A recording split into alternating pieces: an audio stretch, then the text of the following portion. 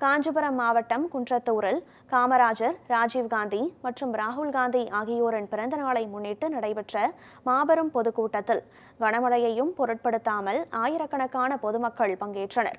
பொதுக்கூட்டம் தொடங்கிய நேரத்தில் எதிர்பாராத விதமாக கனமழை பெய்ய தொடங்கியது.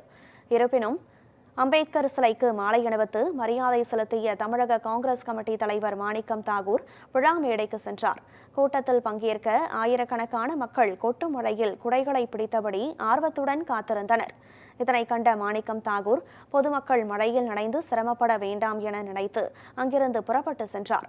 இதையடுத்து ஏழை எளிய மக்களுக்கு உதவும் வகையில் தையல் இயந்திரங்கள், இருசக்கர வாகனங்கள், அரிசி, புடவை உள்ளிட்ட பல்வேறு நலத்திட்ட உதவிகள் வழங்கப்பட்டன. காஞ்சி மாவட்ட வர்த்தக பிரிவு தலைவர் BLC ரவி ஏற்பாட்டில் நடைபெற்ற இந்த மாபெரும் பொதுக்கூட்டத்தில் காஞ்சி மாவட்ட தலைவர் அருள்ராஜ் உள்ளிட்ட மாநில, மாவட்ட, வட்டார நிர்வாகிகள், மகளிரணி நிர்வாகிகள் மற்றும் கட்சி தொண்டர்கள் என ஏராளமானோர் கலந்து கொண்டு சிறப்பித்தனர்.